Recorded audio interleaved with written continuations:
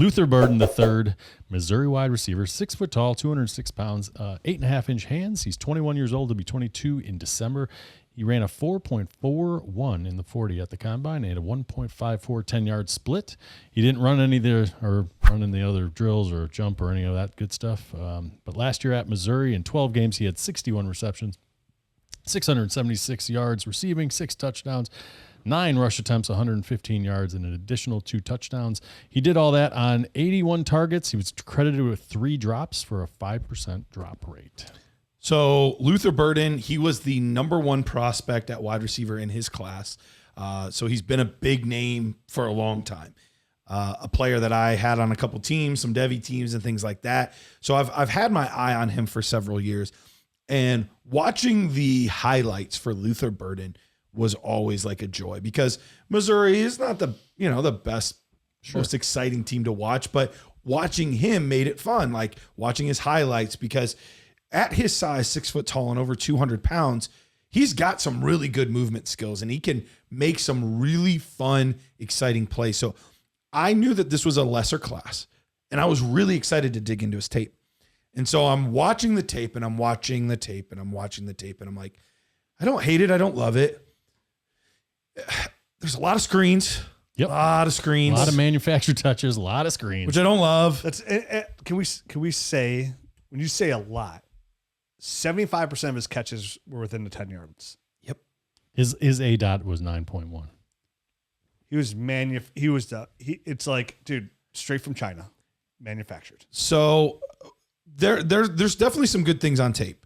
He's a physical player, lots of after the catch ability, very quick, twitchy, even, 4.41. He looks like he's faster than that, but I think he's just because he's so quick. His speed is real easy to see. Yep, absolutely.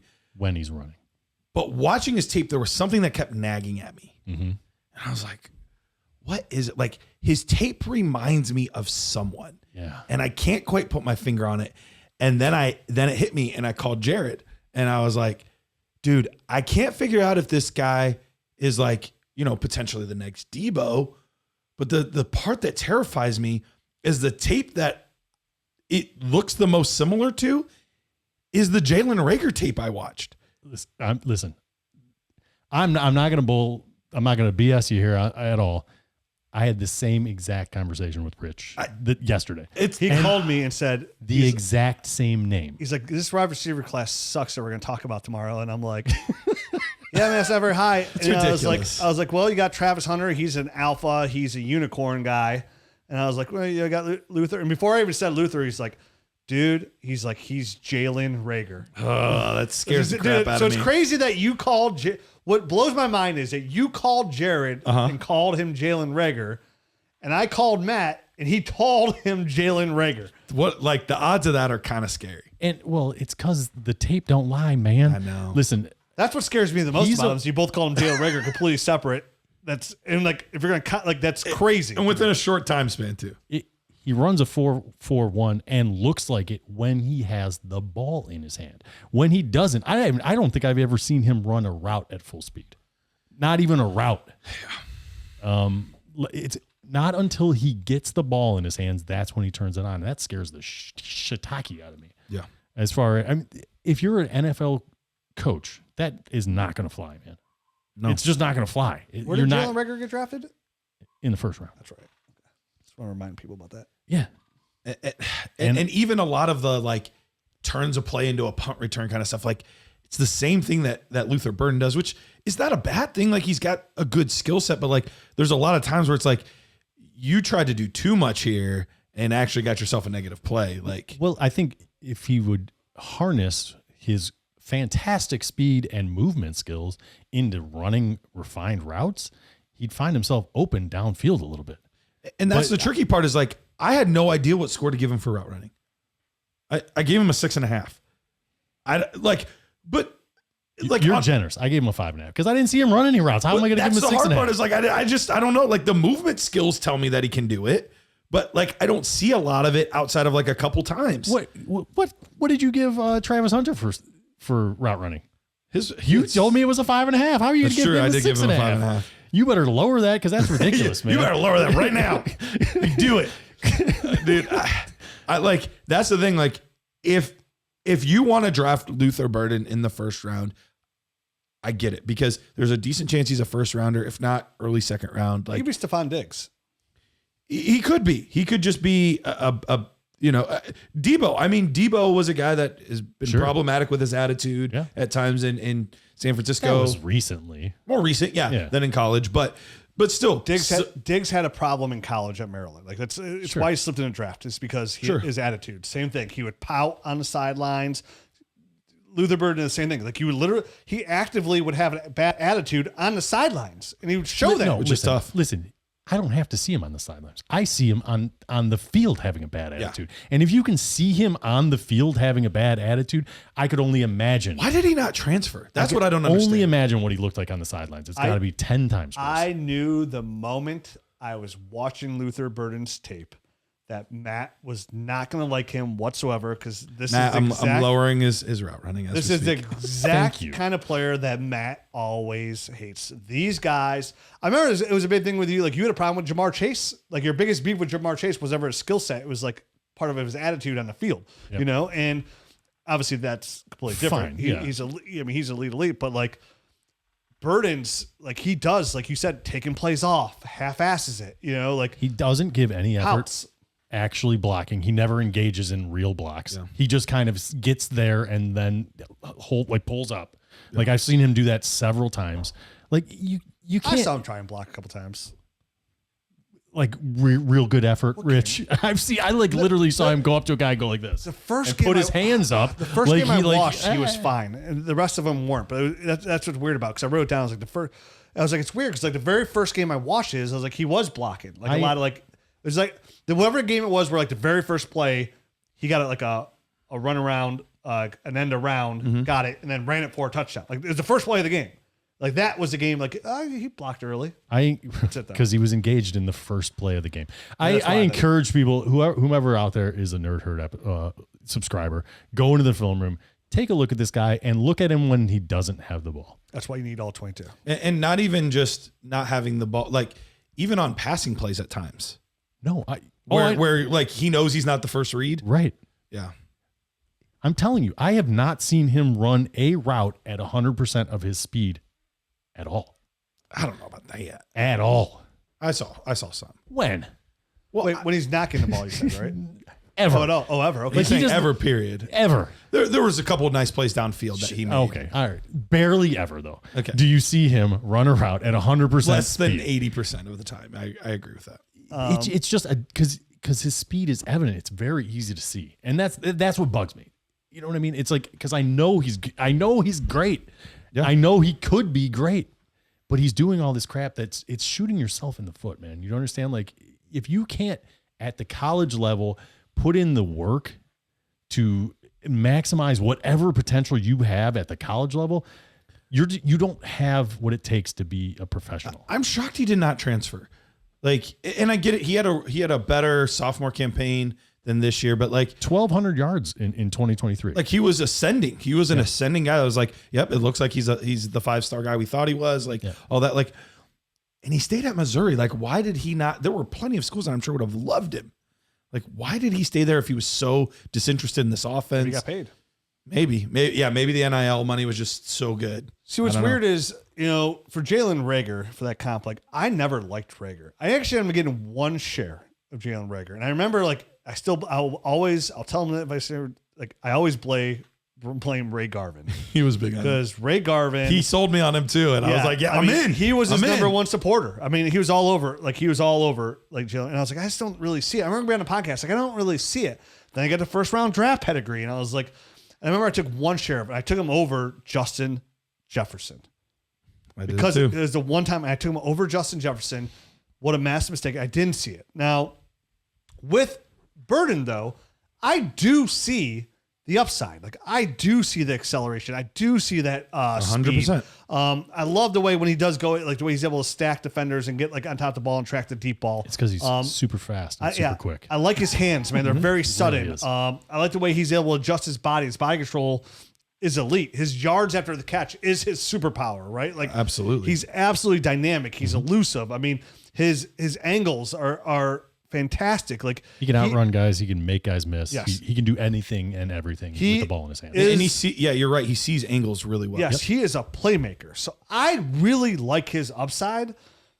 But like you said, that massive red flag, and not only was it that a red flag for me, but I actually moved him down my rankings when I found out. I swear, when you both said when he reminds me of Jaylen Reagor, you put in a group text right before the show. I was like, "Oh, hey guys, Luther Burden, man." Like we were talking about a class, and his came up. And you're like, "He reminds me of Jaylen Reagor," and I literally wrote, "Wow!" capital letters, exclamation point. Matt just called me and called him Jaylen Reagor, and the moment you guys did that, I was like, "Okay, dude, I have to move him down my board," because I was willing to slightly look past some of that like stuff, which I really shouldn't have, of like the lack of effort and the half-ass in it, and not run all these routes, like, cause like he's so dynamic with the ball in his hands and like manufacture touches and all this. Like I see a lot of people have him as their number one receiver in his class, like across Twitter and X, like, and I see he's ranked really high. I know, like, I think Lance Zierlein has him as his number 2 receiver overall. I think, if I remember right, I think he's number 1. Is he number 1? Well, it's on the. You're right. He's number 2 because Travis Hunter's number 1. Okay, so it's like, but it's a different tab. It's like wide receiver / corner. So he has like own category. But yes. So like, I mean, to me, like he could be like, I think his ceiling, like which is a good ceiling, like last year's Jerry Jeudy. Something I can kind of compare it to. Could he ascend into like a high end like ceiling of Amon-Ra St. Brown kind of esque, like in that category. So there's definitely a lot here to like. Like I know you guys are really like doo-doo. There is. That's why I have a hard time with it. I want to stress that I think he's got all the physical skills. What was your score for him? Like just tape score? Because I have him a 75.7. I dinged him quite a bit. Yeah. Oh, did you? Okay. I knew 100% Matt was gonna. He's got like a 66 or 67. Oh, dang. I saw him alligator arm some. How did you ding him that much on like this sheet though? Like, hey, I just on like the skills. Nobody mentioned that. That's actually a good point. And then my notes as well. There are too many times that I saw on a tape the middle of the field where there was footsteps and he would alligator arm balls. He was hearing footsteps for sure. He hears footsteps. Speaking of Jerry Jeudy, that was one of your biggest things with Jerry Jeudy. So that's funny. It's like it's honestly double dings. You know what I mean? Like if I got a dude that's making business decisions and kind of not putting the team first in that respect, and then also dogging it, like I have a hard time believing this guy is going to all of a sudden turn it on in the NFL and he's going to be all about the team and he's going to be doing all the right stuff. I think this dude's. But the hard part is then destined. you see other times where he makes like incredible one-handed catches down the sideline to win games. Like, yeah, I mean, it's there. All the talent's there. I'm looking at Lance Zierlein's profile here because I want to see what he has on there. His last thing it says, because he always has these quotes sometimes for sources. An NFL national scout list. I think he got bored with that offense. His playing style is like Jerry Jeudy, but with Amon-Ra St. Brown's hands and toughness. There you go. We'll see. That's an NFL. I don't know that he has Amon-Ra St. Brown's hands. I don't think he does either. I don't agree with that. I don't agree with that. You see flashes of it. I was talking about like how like Amon-Ra, like when he gets the ball in his hands. Yeah, that's sure. Tough player with the ball in his hands. Yeah. Sure. Not his hands. Not his actual hands. So yeah. So ceiling comp, Debo. Floor comp, Jaylen Reagor. Where would you guys feel comfortable drafting him? I'm not drafting him. I have him. So you're not comfortable drafting him? I'm not comfortable drafting him. Listen, I just don't think. I think there's too much working against him. I have him right ahead of Caleb Johnson, right behind Jackson Dart. So that means you're not sure you would use a first round pick on him. I am not sure I would use. Let me tell you this because I'm already ahead. Because I think I'm in the same boat. As of now, I'll give you a little. Next week's first player we're going to talk about is Emeka Egbuka. And I can't wait to hear this because I get this stupid ass shit about being, oh, too good. You went to Ohio State fan. Emeka Egbuka right now is my number 2 overall receiver. I want to say this. Like, let's also remember, like, I don't remember how you guys were, but like, I didn't like Trey Sermon, even though he went to Ohio State. Yeah, we doo-dooed on him. Yeah, like didn't like him. Mayan Williams, we talked about. I think he's like my lowest rated running back of all time. Like, just because they wear the Ohio State uniform doesn't mean we're going to artificially bump them up. Never. I say this all the time. I will never bump a player because they went to Ohio State. And most of the time, I do the opposite. They get really good players. That's all. Yeah, they do. Sorry. I mean, do you not like Garrett Wilson? Do you not like Terry McLaurin? Do you not like at the time coming out, Beanie Wells was a great prospect. You don't like Zeke Elliott? Michael Thomas was fantasy wide receiver 1. And one quarterback that I ranked higher than I should have at the time was the dude that won Cardell Jones. Cardell. That one stretch, he just had a big arm and looked really good in that We were small lower stretch. than consensus on Chris Olave. We were lower than consensus on Olave, actually. Yeah. So, but anyways, I'm still kind of low on him. I don't think he's physical enough. Yeah. Emeka Buka is somebody like I feel like he's Speaking of Amon-Ra, that was actually kind of what I thought of Emeka Buka because just always in the right spot, doing the right thing. Yes. Hard worker. Like, I liked him significantly more than I liked Luther Burden. all right. I like Jaylen. Hey, I'll tell you what. Going back to that, the more I watched, the more I like Jaylen Royals. And when it comes to wide receivers, like I like. I'm Jaylen trying Royals. not to artificially like bump him up because that's when I mentioned that last show. That's the one that I'll be tempted to like artificially bump up because of how bad. Both of everybody you else guys is. do yourself a favor. Go in the film room. Go back to the 2024 tape. And watch some of those guys. Then you won't artificially bump any of these guys up because they are actually good and they look Right. Yeah, good. they did. And I miss you, lad. Miss your lad I tape. did that this weekend. I was like, I'm not artificial. I'm like, oh man, look at Yep. look Look at Brian, Rome. Look at Malik. look at Brian Thomas go. Yeah. Yeah, so to me, Luther Burden, I think when it's all said and done, the tight ends, superflex quarterback, Luther Burden's like a good value to me, probably like top of the second round. Real quick, I want to touch on that though. Running back wise though, like I want to do the same thing in reverse though. Yeah. Like this year, if I have Quinshawn ranked as a guy that would be number 1 in most classes, I should be willing to trade similar to what would be whatever the value of a number 1 running back would typically be. Like if that's the grade I give him, like I should be willing to overpay slightly to get a guy that has that kind of score for me. So I'll be a little more aggressive with some of those guys, or I'll be a little less aggressive with the top end receivers. I think after NFL draft, I think a lot of running backs would be worth being very aggressive for. Yep. I said, Totally agree. there's a crease. He's a grease. Dylan Sampson, baby.